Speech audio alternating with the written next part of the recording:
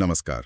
आज हम civil engineering के एक बहुत ही जरूरी पहलू पर बात करने वाले हैं। हाँ बिल्कुल। हमारे पास जो जानकारी है वो नहरों और नदियों से जुड़ी जो बड़ी संरचनाएं हैं ना, उन पर है, खास तौर पर क्रॉस ड्रेनेज वर्क्स और डैम्स पर। जी। तो आज का मिशन है ये समझना कि भाई जब ये नहरें और कुदरती नाले मिलते हैं तो पानी को कैसे हैंडल करते हैं, और ये जो बड़े बड़े डैम्स होते हैं उनके पीछे की इंजीनियरिंग क्या है। बिल्कुल। और ये दोनों ही तरह की संरचनाएं मतलब वाटर मैनेजमेंट के लिए, खासकर इरिगेशन और सप्लाई के लिए बहुत ही महत्वपूर्ण है। और क्योंकि ये बनाने में जटिल भी होती हैं और महंगी भी, तो इनका डिजाइन बहुत सोच समझ के करना पड़ता है ना। हाँ, ये तो है।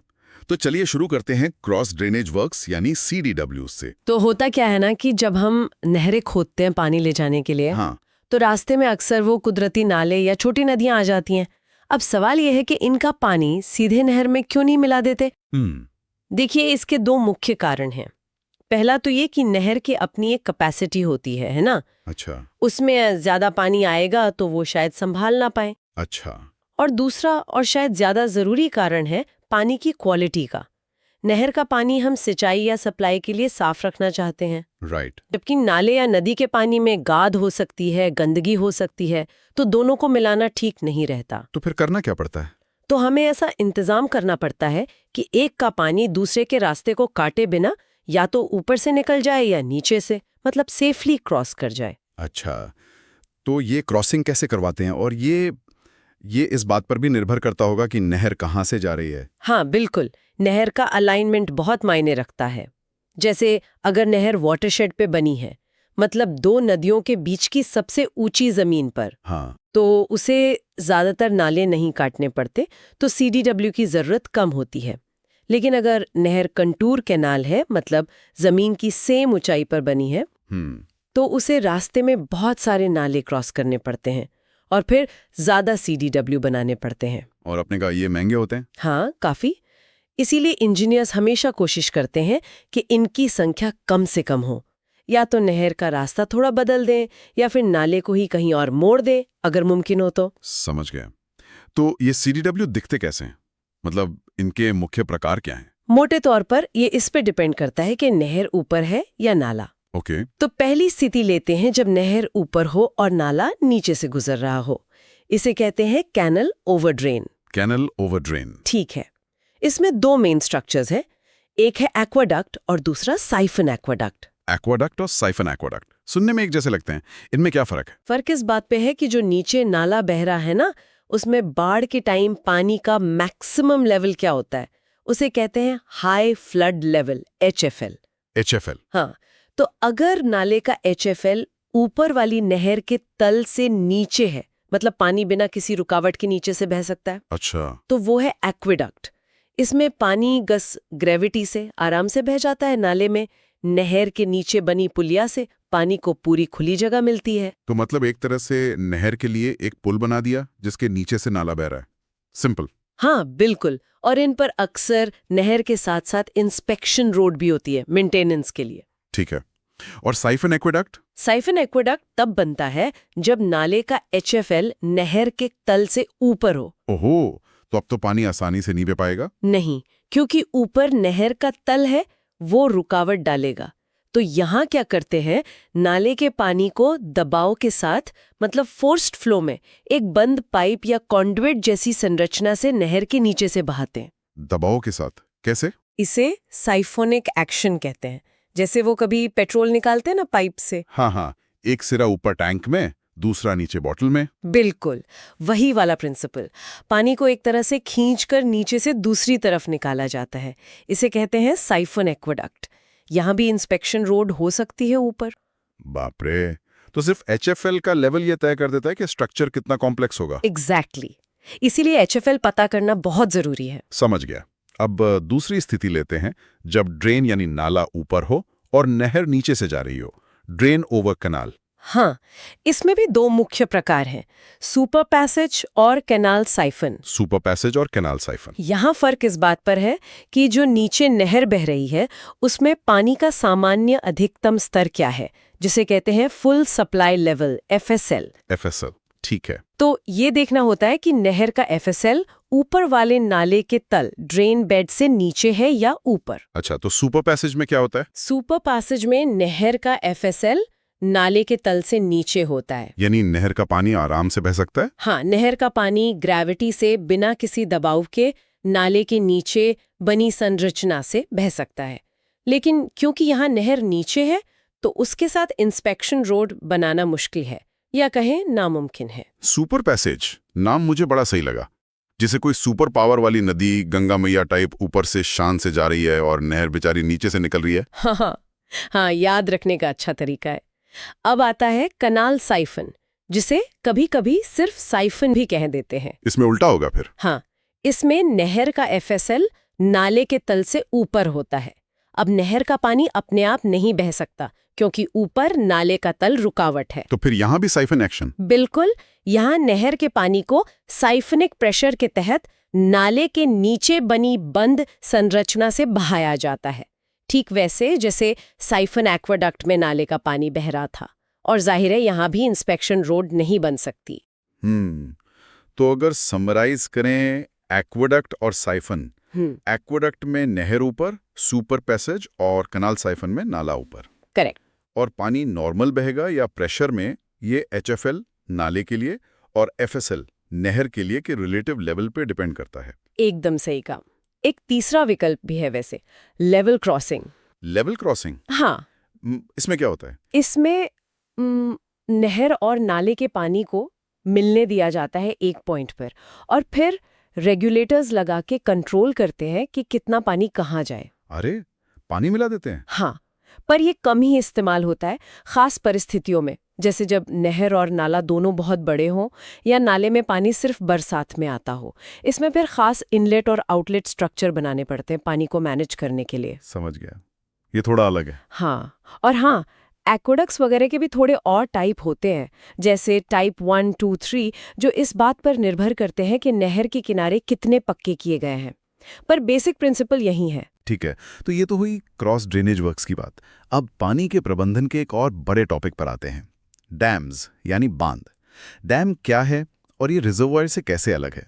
देखिए, डैम या बांध जो है वो नदी के बहाव के रास्ते में बनाई गई एक मजबूत रुकावट है, एक बैरियर है। ठीक है। जब ये रुकावट बनती है तो नदी का पानी इसके पीछे मतलब अपस्ट्रीम साइड में जमा होने लगता है।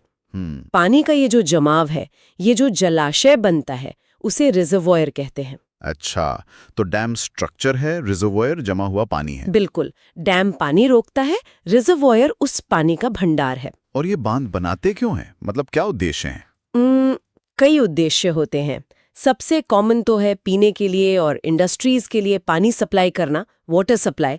फिर खेतों की सिंचाई करना। हाँ, सिंचाई तो बहुत जरूरी है। बिल्कुल। इसके अलावा बाढ़ रोकना, फ्लड कंट्रोल, पानी से बिजली बनाना यानी हाइड्रो पावर जनरेशन, नाव चलाने में मदद करना, नेविगेशन, मछली पालन। आजकल तो टूरिज्म भी एक बड़ा कारण बन गया है। सही बात है, कई सारे फायदे हैं। अच्छा, एक डैम के मेन हिस्से क्या क्या होते हैं टेक्निकल टर्म्स में? हाँ, तो देखिए, जिस तरफ पानी जमा होता है रिजर्वॉयर वाली साइड, उसे कहते हैं अपस्ट्रीम साइड। अपस्ट्रीम और डाउनस्ट्रीम, ठीक। डैम जहां जमीन पर टिकता है उसके बेस का अपस्ट्रीम किनारा कहलाता है हील। हील, एड़ी की तरह? हाँ, और डाउनस्ट्रीम किनारा कहलाता है टो, पंजे की तरह। हील और टो, ओके। डैम का जो सबसे ऊपरी हिस्सा होता है, जहां अक्सर सड़क या रास्ता बना होता है चलने के लिए, वो है क्रेस्ट। क्रेस्ट। और क्रेस्ट के दोनों तरफ जो सेफ्टी के लिए छोटी दीवारें बनी होती हैं, उन्हें कहते हैं पैरापेट वॉल्स। Parapet walls. और एक शब्द बहुत सुनता हूँ, स्पिलवे। ये क्या चीज है? हाँ, स्पिलवे बहुत जरूरी है। ये डैम का सेफ्टी वॉल्व है, यूं समझिए। Safety valve. हाँ, जब रिजर्वॉयर में पानी बहुत ज्यादा भर जाए, खासकर बाढ़ के टाइम, तो ये एक्स्ट्रा पानी डैम को नुकसान पहुंचाए बिना सुरक्षित तरीके से डाउनस्ट्रीम में बहाने का रास्ता है। अच्छा, तो फालतू पानी निकालने के लिए? बिल्कुल। ये कंट्रोल्ड भी हो सकते हैं, जिनमें गेट लगे होते हैं, या अनकंट्रोल्ड, जहां पानी एक लेवल से ऊपर जाते ही अपने आप बहने लगता है। समझ गया। अच्छा, और ये FRL, MWL, HWL, free board, ये सब क्या है? ये सब पानी के लेवल्स हैं। FRL मतलब फुल रिजर्वॉयर लेवल, ये पानी का वो मैक्सिमम लेवल है जहां तक हम नॉर्मली रिजर्वॉयर को भरते हैं इस्तेमाल के लिए। Normal maximum level. हाँ, फिर आता है MWL या HWL या HFL। ये सब लगभग एक ही बात है। ये बाढ़ के दौरान पानी का पहुंच सकने वाला सबसे ऊंचा लेवल है। ओके, बाढ़ वाला लेवल। हाँ, ओके। और डैम का जो क्रेस्ट है वो हमेशा इस HWL से ऊपर होना चाहिए सेफ्टी के लिए। तो HWL और क्रेस्ट के टॉप के बीच की जो वर्टिकल दूरी है उसी को फ्री बोर्ड कहते हैं। ये लहरों वगैरह से सेफ्टी देता है। फ्री बोर्ड, ठीक है। और डैम में नीचे की तरफ वो स्लुइस वे क्यों होता है? स्लुइस वे डैम के बेस के पास एक ओपनिंग या पाइप होता है।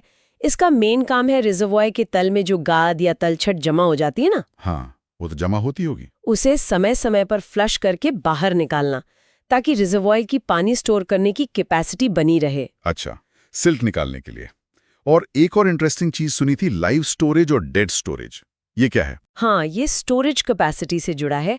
देखिए, जो सबसे नीचे वाला स्लूस वे है, हाँ, उसके लेवल से ऊपर FRL तक जो पानी जमा है जिसे हम निकाल कर इस्तेमाल कर सकते हैं सिंचाई के लिए, बिजली के लिए, वो कहलाता है लाइव स्टोरेज, यूजेबल पानी। हाँ, लेकिन उस सबसे निचले स्लूस वे के लेवल से नीचे जो पानी जमा रहता है, जिसमें धीरे धीरे गाद भर जाती है और जिसे हम निकाल नहीं सकते, वो कहलाता है डेड स्टोरेज। ओहो, तो वो पानी बेकार हो जाता है? इस्तेमाल के लिहाज से हाँ, वो हिस्सा एक तरह से सिल्ट जमा होने के लिए ही होता है। ये दिखाता है कि सिल्ट मैनेजमेंट कितना बड़ा चैलेंज है डैम्स के लिए। बिल्कुल। और वो ड्रेनेज गैलरी, ये क्या डैम के अंदर होती है? हाँ, ये कंक्रीट डैम्स के अंदर बनाई गई एक सुरंग या रास्ता होता है। अंदर क्यों? इसके दो मेन काम हैं। पहला, डैम की नींव में या बॉडी में जो पानी रिसता है, सीपेज, उसे इकट्ठा करके बाहर निकालना। इससे अपलिफ्ट प्रेशर कम होता है, जो डैम की स्टेबिलिटी के लिए खतरनाक हो सकता है। अच्छा, अपलिफ्ट प्रेशर कम करने के लिए। हाँ, और दूसरा, इस गैलरी से डैम का अंदरूनी इंस्पेक्शन और मेंटेनेंस भी किया जा सकता है। कमाल है, कितने सारे हिस्से होते हैं डैम के। अच्छा, अब ये डैम्स कितने तरह के होते हैं और इनके लिए सही जगह कैसे चुनते हैं? हाँ, डैम्स को कई बेसिस पर क्लासिफाई कर सकते हैं, जैसे उनके फंक्शन यानी काम के आधार पर। जैसे स्टोरेज डैम होते हैं पानी जमा करने के लिए लंबे समय तक। डाइवर्जन डैम होते हैं नदी के पानी का रास्ता मोड़ने के लिए, जैसे वियर या बैराज। हाँ, वियर बैराज तो देखें। फिर कॉफर डैम होते हैं जो टेम्पररी होते हैं। जब मेन डैम बन रहा होता है तो साइट को सूखा रखने के लिए बनाते हैं। और डिटेंशन डैम होते हैं जो बाढ़ के पानी को कुछ टाइम के लिए रोककर धीरे धीरे छोड़ते हैं। इसमें डेब्रीज डैम भी आते हैं जो मलबा रोकने के लिए होते हैं। ओके। और बनाने के मटेरियल के हिसाब से? हाँ, मटेरियल के आधार पर भी कंक्रीट डैम होते हैं, अर्थ फिल डैम होते हैं जो मिट्टी के बनते हैं। ये कमजोर नींव पर भी बन सकते हैं और अक्सर सस्ते होते हैं। मिट्टी के डैम वो मजबूत होते हैं? हाँ, सही डिजाइन से बने तो काफी मजबूत होते हैं। फिर रॉकफिल डैम होते हैं जो चट्टानों के टुकड़ों से बनते हैं। ये अर्थ फिल से ज्यादा स्टेबल माने जाते हैं, खासकर भूकंप वाले इलाकों में। फिर मेसनरी डैम होते हैं, पत्थर या ईंट की चिनाई वाले। और टिम्बर या स्टील के डैम भी होते हैं, पर वो ज्यादातर टेम्पररी यूज के लिए। और शायद सबसे जरूरी क्लासिफिकेशन इस आधार पे होता है कि डैम पानी के फोर्स को कैसे संभालता है, लोड ट्रांसफर के बेसिस पे। हाँ, वो बहुत महत्वपूर्ण है, लोड ट्रांसफर के आधार पर। इसमें सबसे कॉमन है ग्रेविटी डैम। Gravity dam? हाँ, ये अपने भारी वजन से ही पानी के प्रेशर और दूसरे फोर्सेस को रेजिस्ट करता है। मतलब ये इतना भारी होता है कि पानी इसे हिला नहीं पाता। इसके लिए बहुत मजबूत फाउंडेशन चाहिए होता है। अच्छा, अपने वजन से ही टिका रहता है। हाँ। और फिर होता है आर्च डैम। ये प्लान में कर्व्ड होता है, मेहराब जैसा। आर्च जैसे दरवाजे के ऊपर होता है? हाँ, वैसा ही। ये पानी के लोड को आर्च एक्शन के जरिए साइड की चट्टानों, अबटमेंट्स पर ट्रांसफर कर देता है। इसमें मटेरियल कम लगता है ग्रेविटी डैम से, पर ये हर जगह नहीं बन सकता। इसके लिए खास तरह की तंग घाटें चाहिए होती है। इंटरेस्टिंग। और एक बट्रेस डैम भी सुना है। हाँ, बट्रेस डैम। इसमें एक अपस्ट्रीम फेसिंग दीवार होती है जिसे पीछे की तरफ झुके हुए सपोर्ट्स यानी बट्रेसेस लगे होते हैं सहारा देने के लिए। अच्छा, सपोर्ट वाली दीवार। जी। फिर एक क्लासिफिकेशन हाइड्रोलिक डिजाइन के आधार पर भी होता है, ओवरफ्लो और non overflow. Overflow, non overflow. हाँ, ओवरफ्लो डैम वो होते हैं जिनके क्रेस्ट के ऊपर से पानी बह सकता है डिजाइन के हिसाब से, जैसे स्पिलवे वाला सेक्शन। ये कंक्रीट या मेसनरी के बनते हैं। नॉन ओवरफ्लो डैम का क्रेस्ट हमेशा पानी के मैक्सिमम लेवल से ऊपर रखा जाता है, पानी उसके ऊपर से कभी नहीं बहता, जैसे अर्थफिल और रॉकफिल डैम। समझ गया। अब आते हैं सबसे जरूरी चीज पर, साइट सिलेक्शन। सही जगह चुनना क्यों इतना जरूरी है? अरे ये तो सबसे क्रिटिकल है। डैम की सेफ्टी, कॉस्ट और वो कितना इफेक्टिव होगा, ये सब सही जगह पर बहुत ज्यादा डिपेंड करता है। तो क्या क्या देखते हैं जगह चुनते वक्त? बहुत सारी चीजें। सबसे पहले तो टॉपोग्राफी, यानी जमीन की बनावट। कोशिश होती है कि एक संकरी गहरी घाटी मिले। संकरी घाटी क्यों? क्योंकि वहां कम लंबाई का डैम बनाकर ज्यादा पानी रोका जा सकता है, कॉस्ट कम आती है। फिर जियोलॉजी और फाउंडेशन बहुत जरूरी है। डैम के नीचे की चट्टानें मजबूत होनी चाहिए, उनमें फॉल्ट्स या पोरोसिटी नहीं होनी चाहिए, वरना डैम लीक कर सकता है या बैठ सकता है। हाँ, फाउंडेशन तो मजबूत होना ही चाहिए। और पानी? बिल्कुल। हाइड्रोलॉजी, यानी नदी में पानी कितना आता है, साल भर कैसे बहता है, बाढ़ कितनी आती है, ये सब स्टडी करना पड़ता है। पानी ही नहीं होगा तो डैम का क्या फायदा? सही बात है। और पर्यावरण, आजकल तो ये बहुत बड़ा मुद्दा है। हाँ, एनवायरमेंटल इम्पैक्ट का असेसमेंट करना पड़ता है। कितने जंगल डूबेंगे, जानवरों पर क्या असर होगा, उसे कम से कम रखने की कोशिश की जाती है। फिर सोशल और कल्चरल फैक्टर्स भी हैं। मतलब कितने गांव डूब रहे हैं, कितने लोगों को हटाना पड़ेगा, डिस्प्लेसमेंट, उनकी संस्कृति का क्या होगा, ये सब देखना पड़ता है। ये तो बहुत मुश्किल होता होगा। हाँ, ये बहुत सेंसिटिव इशू है। इसके अलावा कंस्ट्रक्शन के लिहाज से एक्सेस देखनी होती है, साइट तक सड़क है या नहीं, मटेरियल कैसे पहुंचेगा, स्टोरेज कैपेसिटी ज़रूरत के हिसाब से होनी चाहिए, सीज़मिक कंसिडरेशंस यानी भूकंप का खतरा कितना है, और पैसा, कॉस्ट। हाँ, कॉस्ट तो हमेशा एक बड़ा फैक्टर है। फिर लीगल इश्यूज भी हो सकते हैं, और सेडिमेंटेशन यानी गाद भरमी की दर कितनी होगी, ये भी अंदाजा लगाना पड़ता है। बाप रे, इतनी सारी चीजें। जी, तो आप देख सकते हैं कि डैम की साइट चुनना सिर्फ इंजीनियरिंग नहीं है, इसमें जियोलॉजी, एनवायरनमेंट, सोशियोलॉजी, इकोनॉमिक्स सब कुछ शामिल है। एक मल्टी डायमेंशनल प्रोसेस है ये। वाकई। चलिए अब थोड़ा और टेक्निकल होते हैं, खासकर ग्रेविटी डैम्स पर लगने वाले बलों, फोर्सेस ऑन ग्रेविटी डैम्स को समझते हैं। आपने बताया ये अपने वजन से टिकते हैं, पर इन पर फोर्स कौन कौन से लगते हैं? हाँ, ग्रेविटी डैम पर कई तरह के फोर्स एक साथ काम करते हैं। सबसे पहला और सबसे महत्वपूर्ण है डैम का अपना वजन, यानी सेल्फ वेट। Self weight? ये नीचे की ओर लगता है और डैम को स्टेबल रखने में मदद करता है। ये एक स्टेबलाइजिंग फोर्स है। अच्छा, ये तो अच्छी बात है। हाँ, फिर आता है पानी का दबाव, वाटर प्रेशर, जो रेजर्वोयर साइड से डैम की अपस्ट्रीम सतह पर लगता है। ये हॉरिजॉन्टल फोर्स होता है और ये डैम को पलटने, ओवरटर्न करने या खिसकाने, स्लाइड करने की कोशिश करता है। ये एक मेजर डिस्टेबलाइजिंग फोर्स है। पानी का प्रेशर, ये तो सबसे मेन होगा। बिल्कुल। और दूसरा बड़ा डिस्टेबलाइजिंग फोर्स है अपलिफ्ट प्रेशर। हाँ, अपलिफ्ट प्रेशर। आपने बताया था ये नीचे से लगता है? जी, रिजर्वोयर का पानी रिस कर सीपेज डैम की नींव के नीचे पहुंच जाता है और नीचे से ऊपर की तरफ दबाव डालता है। ये डैम के इफेक्टिव वेट को कम कर देता है, जिससे उसकी स्टेबिलिटी कम होती है। ओहो, ये तो खतरनाक है। हाँ, इसीलिए इसका सही कैलकुलेशन और इसे कम करने के उपाय जैसे ड्रेनेज गैलरी बहुत जरूरी हैं। तो ये दो मेन हो गए, वाटर प्रेशर और अपलिफ्ट प्रेशर। और कौन से फोर्स हैं? इनके अलावा रिजर्वोयर में जो सिल्ट जमा हो जाती है, उसका दबाव, सिल्ट प्रेशर भी अपस्ट्रीम फेस पर लगता है। ये भी हॉरिजॉन्टल होता है। सिल्ट का भी प्रेशर? हाँ, फिर अगर रिजर्वोयर बड़ा है और हवा तेज चलती है तो लहरों का दबाव, वेव प्रेशर भी डैम के ऊपरी हिस्से पर लगता है। अच्छा, लहरों का भी? ठंडे इलाकों में अगर पानी जम जाए तो बर्फ का फैलने का दबाव, आइस प्रेशर भी लग सकता है। और अगर डैम सीस्मिक जोन में है तो भूकंप का बल, अर्थक्वेक प्रेशर भी डिजाइन में कंसिडर करना पड़ता है। Earthquake pressure? हाँ, तो ये बाकी फोर्सेस, सिल्ट, वेव, अर्थक्वेक, ये भी ज्यादातर डिस्टेबलाइजिंग ही होते हैं। हाँ, समझ गया। अच्छा, पानी के प्रेशर की कैलकुलेशन कैसे करते हैं? आपने कहा ये हॉरिजॉन्टल होता है। हाँ, अगर अपस्ट्रीम फेस वर्टिकल है तो ये हाइड्रोस्टैटिक प्रेशर है जो गहराई के साथ लीनियरली बढ़ता है। सतह पर 0 और बेस पर गामा HW, जहां गामा HW पानी का यूनिट वेट और H पानी की डेप्थ है। तो प्रेशर डायग्राम एक ट्रायंगल जैसा बनेगा। बिल्कुल। और टोटल हॉरिजॉन्टल फोर्स इस ट्रायंगल के एरिया के बराबर होता है, यानी 1/2 गामा HW H²। और ये फोर्स बेस से H3 हाइट पर लगता है। H3 हाइट पर, ठीक है। और अगर अपस्ट्रीम फेस वर्टिकल ना होकर झुका हुआ हो तो हॉरिजॉन्टल प्रेशर तो वैसे ही कैलकुलेट होगा, लेकिन जो झुके हुए फेस के ऊपर पानी का वजन है उसका एक वर्टिकल कंपोनेंट भी आएगा, जो डैम को स्टेबलाइज करने में मदद करेगा। अच्छा, उसमें वर्टिकल फोर्स भी आ जाएगा। अब बात करें अपलिफ्ट प्रेशर की। आपने बताया था ड्रेनेज गैलरी इसे कम करती है, कैसे? हाँ, ये समझना जरूरी है।